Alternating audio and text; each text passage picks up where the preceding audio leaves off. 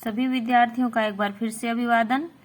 और जो भी विद्यार्थी केवीएस पीजीटी हिंदी की तैयारी कर रहे हो वे मेरे चैनल से जुड़कर अपनी तैयारी को और बेहतर बनाएं। तो बिना देर किए शुरू करते हैं आरोह भाग 2 से रघुवीर सहाय की कविता कैमरे में बंद अपाहिज। तो पहले देखते हैं पाठ परिचय। रघुवीर सहाय पाठ 4। जन्म सन 1929 लखनऊ उत्तर प्रदेश में। प्रमुख रचनाएं अज्ञे द्वारा संपादित दूसरा सप्तक 1951 में आरंभिक कविताएं। महत्वपूर्ण काव्य संकलन सीढ़ियों पर धूप में, आत्महत्या के विरुद्ध, हंसो हंसो जल्दी हंसो। पत्रकारिता ऑल इंडिया रेडियो से हिंदी समाचार विभाग से संबद्ध रहे, फिर हैदराबाद से निकलने वाली पत्रिका कल्पना और उसके बाद दैनिक नव भारत टाइम्स तथा दिनमान से संबंध रहे। सम्मान साहित्य अकादमी पुरस्कार 1982 में मिला। निधन 1990 में दिल्ली में। कुछ होगा अगर मैं बोलूँगा, न टूटे तिलिस्म सत्ता का, मेरे अंदर एक कायर टूटेगा। रघुवीर सहाय समकालीन हिंदी कविता के संवेदनशील नागर चेहरा हैं। सड़क, चौराहा, दफ्तर, अखबार, संसद, बस, रेल और बाजार की बेलौस भाषा में उन्होंने कविता लिखी। घर मोहल्ले के चरित्रों पर कविता लिखकर इन्हें हमारी चेतना का स्थायी नागरिक बनाया। हत्या, लूटपाट और आगजनी, राजनैतिक भ्रष्टाचार और छल छदम इनकी कविता में उतरकर खोजी पत्रकारिता की सनसनीखेज रपटे नहीं रह जाते, आत्मान्वेषण के माध्यम बन जाते हैं। ये ठीक है कि पेशे से वे पत्रकार थे, लेकिन वे सिर्फ पत्रकार ही नहीं, सिद्ध कथाकार और कवि भी थे। कविता को उन्होंने एक कहानीपन और एक नाटकीय वैभव दिया। जातीय या व्यक्तिगत स्मृतियां उनके यहाँ नहीं के बराबर हैं, इसलिए उनके दोनों पांव वर्तमान में ही गड़े हैं। बावजूद इसके मार्मिक उजास और व्यंग बुझी खुरदरी मुस्कानों से उनकी कविता पटी पड़ी है। छंदानुशासन के लिहाज से भी वे अनुपम हैं और ज्यादातर बातचीत की सहज शैली में ही उन्होंने लिखा है और बखूबी लिखा। बतौर पत्रकार वे कवि घटनाओं में निहित विडंबना और त्रासदी को भी उन्होंने देखा। रघुवीर सहाय की कविताओं की दूसरी विशेषता है छोटे या लघु की महत्ता स्वीकारना। वे महज बड़े कहे जाने वाले विषयों या समस्याओं पर ही दृष्टि नहीं डालते, बल्कि जिनको समाज में हाशिए पर रखा जाता है उनके अनुभवों को भी अपनी रचनाओं का विषय बनाते हैं। रघुवीर जी भारतीय समाज में ताकतवरों की बढ़ती हैसियत और सत्ता के खिलाफ भी साहित्य और पत्रकारिता के पाठकों का ध्यान खींचा। रामदास नाम की उनकी कविता आधुनिक हिंदी कविता की एक महत्वपूर्ण रचना मानी जाती है। अत्यंत साधारण और अनायास सी प्रतीत होने वाली शैली में समाज की दारुण विडंबनाओं को पकड़ने की जो कला रघुवीर सहाय की कविताओं में मिलती है, उसका प्रतिनिधि उदाहरण है यहाँ प्रस्तुत कविता कैमरे में बंद अपाहिज।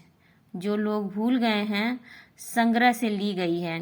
शारीरिक चुनौती को झेलते व्यक्ति से टेलीविजन कैमरे के सामने किस तरह के सवाल पूछे जाएंगे और कार्यक्रम को सफल बनाने के लिए उससे कैसी भंगिमा की अपेक्षा की जाएगी, इसका लगभग सपाट तरीके से बयान करते हुए कवि ने एक तरह से पीड़ा के साथ दृश्य संचार माध्यम के संबंध को रेखांकित किया है। किसी की पीड़ा को बहुत बड़े दर्शक वर्ग तक पहुंचाने वाले व्यक्ति को उस पीड़ा के प्रति स्वयं संवेदनशील होने और दूसरों को संवेदनशील बनाने का दावेदार होना चाहिए। लेकिन विडंबना यह है कि आप कब पीड़ा को पर्दे पर उभारने का प्रयास करते हैं, तब कारोबारी दबाव के तहत यह रवैया आपका संवेदनहीन हो जाता है। सहाय जी की यह कविता टेलीविजन स्टूडियो के भीतर की दुनिया को उभारती जरूर है, लेकिन यह आवश्यक नहीं कि इसे सिर्फ टेलीविजन माध्यम से जोड़कर देखा जाए। अपनी व्यंजना में यह कविता हर ऐसे व्यक्ति की ओर इशारा करती है जो दुख, दर्द, यातना, वेदना को बेचना चाहता है। इस कविता को शारीरिक चुनौती झेलते लोगों के प्रति संवेदनशील नजरिया अपनाने के लिए प्रेरित करते पाठ के रूप में भी देखा जा सकता है। इसके लिए कवि ने धूर्त संवेदनहीनता को रेखांकित करने का तरीका अपनाया है। वह दिखलाता है कि किस तरह करुणा जगाने के मकसद से शुरू हुआ कार्यक्रम क्रूर बन जाता है। तो चलिए शुरू करते हैं कविता। इस कविता को शुरू करने से पहले मैं एक बात कहना चाहती हूँ कि यह कविता पढ़ने पर मुझे ऐसा लगा कि यह कविता वर्तमान समय में बहुत ही प्रासंगिक है। जैसे कि आजकल रियलिटी शोज आजकल टीवियों पे बहुत आते हैं, कई सारे चैनलों पर आते हैं जिसमें डांस करने वाले और गाने वाले लोगों की प्रतियोगिताएं चलती हैं। उनमें से गरीब लोगों की, जो गरीब कलाकार होते हैं, उनकी गरीबी को दिखाकर चैनल वाले एक ऐसा माहौल तैयार करते हैं कि उससे ऐसी संवेदनहीनता, उसमें संवेदनशीलता कम और संवेदनहीनता मुझे ज़्यादा नजर आती है। संवेदनहीनता इस वजह से कि उनकी गरीबी को, उनकी लाचारी को कैमरे पर इस तरह से दिखाया जाता है, उनकी स्टोरी को, कि वो उन्हें बिल्कुल भी अच्छा नहीं लगेगा और लोगों की सिंपैथी हासिल की जाती है अब मात्र अपना चैनल चलाने के लिए और लोगों से के व्यूज़ बढ़ाने के लिए अपनी गरीबी को दिखाया जाता है, लोगों की गरीबी का मजाक उड़ाया जाता है। बिल्कुल सेम टू सेम कुछ यही बात ये कविता भी कह रही है रघुवीर सहाय जी की। तो चलिए शुरू करते हैं। फिलहाल कैमरे में बंद अपाहिज।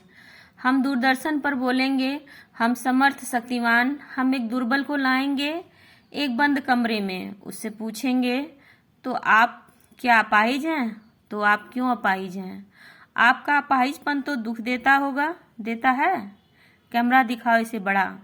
हाँ तो जरूर, हाँ तो बताइए आपका दुख क्या है, जल्दी बताइए, वह दुख बताइए, नहीं बता पाएगा। प्रस्तुत कविता में कवि ने मीडिया की संवेदनहीनता का चित्रण किया है। कवि मीडिया के लोगों की मानसिकता का वर्णन करता है। मीडिया के लोग स्वयं को समर्थ व शक्तिशाली मानते हैं, वे ही दूरदर्शन पर बोलते हैं।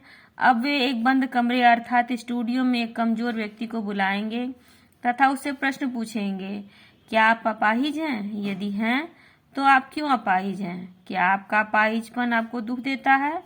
ये प्रश्न इतने बेतुके हैं कि अपाहिज इसका उत्तर नहीं दे पाएगा, जिसकी वजह से वह चुप रहेगा। इस बीच प्रश्नकर्ता कैमरे वाले को निर्देश देता है कि इसको अर्थात अपाहिज को स्क्रीन पर बड़ा बड़ा दिखाओ। फिर उससे प्रश्न पूछा जाएगा कि आपको क्या कष्ट है, अपने दुख को जल्दी बताइए। अपाहिज इन प्रश्नों का उत्तर नहीं देगा क्योंकि ये प्रश्न उसका मजाक उड़ाते हैं, उसका मजाक उड़ाते हैं। देखिए बिल्कुल आज के परिदृश्य में, परिप्रेक्ष्य में कितनी प्रासंगिक है। सोचिए, बताइए आपको अपाहिज होकर कैसा लगता है? कैसा यानी कैसा लगता है? हम खुद इशारे से बताएंगे कि क्या ऐसा? सोचिए, बताइए, थोड़ी कोशिश करिए, यह अवसर खो देंगे। आप जानते हैं कि कार्यक्रम रोचक बनाने के वक्त हम कुछ पूछ कर उसको रुला देंगे। इंतजार करते हैं आप भी उसके रो पड़ने का, करते हैं? यह प्रश्न पूछा नहीं जाएगा। इस काव्यांश में कवि कहता है कि मीडिया के लोग अपाहिज से बेतुके सवाल करते हैं।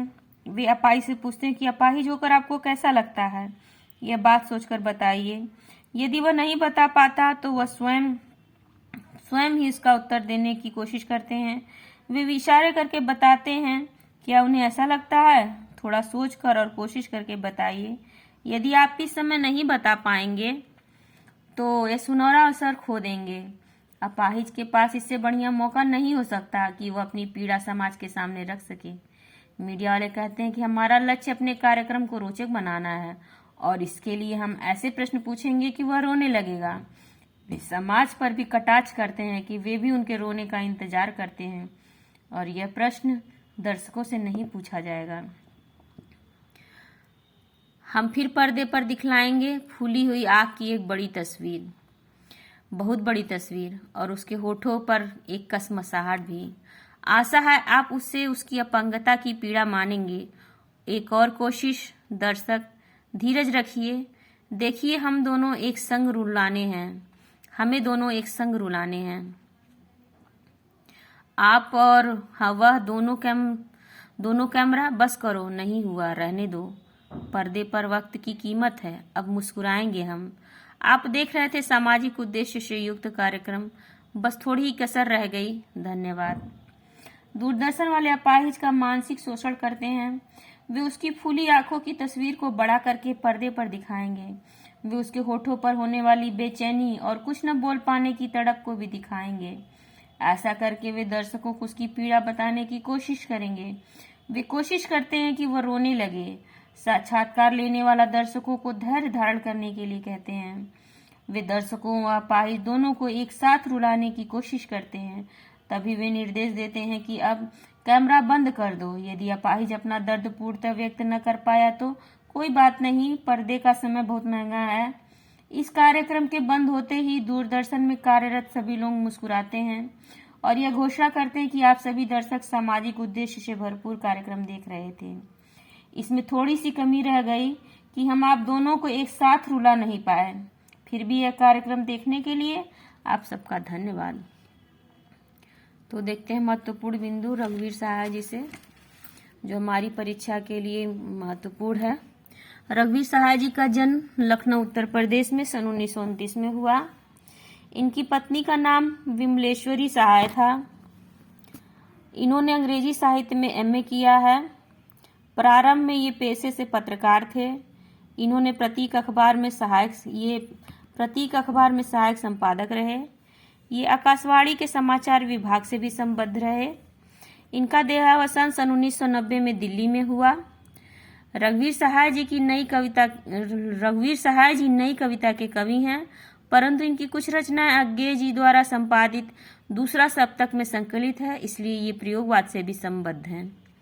रघुवीर सहाय जी की प्रमुख रचनाएं हैं, काव्य संकलन है इनके सीढ़ियों पर धूप में 1960, आत्महत्या के विरुद्ध 1967, हंसो हंसो जल्दी हंसो 1975, लोग भूल गए हैं 1982, कुछ पते कुछ चिट्ठियां 1989, एक समय था। कहानी संग्रह है इनका रास्ता इधर से है, जो आदमी हम बना रहे हैं। निबंध संग्रह इनका दिल्ली मेरा परदेश, लिखने का कारण, उबे हुए सुखी, वे और नहीं होंगे जो मारे जाएंगे, भंवर लहरें और तरंग, अर्थात यथार्थ का अर्थ। अनुवाद इनके हैं बरनमवन शेक्सपियर के नाटक मैकबेथ का अनुवाद है, 3 हंगरी नाटक। नोट, इनकी संपूर्ण रचनाएं रघुवीर सहाय रचनावली नाम से सुरेश शर्मा ने संपादित किया है में संकलित है। पुरस्कार साहित्य अकादमी पुरस्कार मिला 1982 में, लोग भूल गए हैं काव्य संकलन पर। अब प्रश्न उत्तर देखते हैं। अभ्यास प्रश्न। रघुवीर सहाय जी का जन्म कब हुआ? 1928 में बनारस में, 1929 में लखनऊ में, 1930 में प्रयागराज में या 1931 में गोरखपुर में। तो इसका सही उत्तर है 1929 में लखनऊ में। इनमें से कौन सी रचना रघुवीर सहाय जी की नहीं है? सीढ़ियों पर धूप में, हंसो हंसो जल्दी हंसो, कुछ आप बीती कुछ जग बीती और आत्महत्या के विरुद्ध। कौन सी रचना रघुवीर सहाय जी की नहीं है? तो नहीं है को अंडरलाइन किया जाता है, करना चाहिए। तो सीढ़ियों पर धूप में इनकी रचना है। हंसो हंसो जल्दी हंसो ये भी इनकी रचना है। कुछ आप बीती कुछ जग बीती ये इनकी रचना नहीं है, ये भारतेंदु हरिश्चंद्र जी की रचना है। और आत्महत्या के विरुद्ध ये भी इनकी रचना है। इनमें से किस रचना पर रघुवीर सहाय जी को साहित्य अकादमी पुरस्कार मिला? तो आत्महत्या के विरुद्ध, लोग भूल गए हैं, एक समय था, कुछ पते कुछ चिट्ठियां। तो लोग भूल गए हैं 1982 में इस पे साहित्य अकादमी पुरस्कार मिला है। सूची 1 को सूची 2 से मिलान कीजिए। सीढ़ियों पर धूप में, रास्ता इधर से है, दिल्ली मेरा परदेश और बरनमवन। तो दूसरी ओर विधाएं दी गई है, अनुवाद, निबंध संग्रह, कहानी संग्रह और काव्य संकलन। तो सीढ़ियों पर धूप में हम लोग कई बार पढ़ चुके, काव्य संकलन है, तो इसका होगा 4। रास्ता इधर से है, इनका कहानी संग्रह है। दिल्ली मेरा परदेश इनका निबंध संग्रह है और बरनमवन जो है इनका अनुवाद है। तो 4 3 2 1 सही अनुक्रम होगा। तो इस हिसाब से ऑप्शन स इसका उत्तर सही होगा। रघुवीर सहाय जी किस तार सप्तक के कवि हैं? पहला तार सप्तक, दूसरा तार सप्तक, तीसरा तार सप्तक और चौथा। तो रघुवीर सहाय जी दूसरा तार सप्तक में संकलित कवियों में से हैं। रघुवीर सहाय जी की कवि होने के साथ साथ और क्या कार्य करते थे? तो अभिनेता, नेता, पत्रकार या उपर्युक्त सभी। तो ये पत्रकार थे, नेता अभिनेता नहीं थे। दूसरा शतक का प्रकाशन वर्ष क्या है? 1929, 1943, 1979 या 1951। तो दूसरा तार सप्तक का प्रकाशन वर्ष है 1951। कल्पना पत्रिका का प्रकाशन स्थान कहाँ था? लखनऊ में, हैदराबाद, कानपुर या बनारस। तो कल्पना पत्रिका का प्रकाशन स्थान है हैदराबाद। हंसो हंसो जल्दी हंसो रचना की रचना विधा क्या है? कहानी, निबंध, काव्य संग्रह या उपर्युक्त सभी।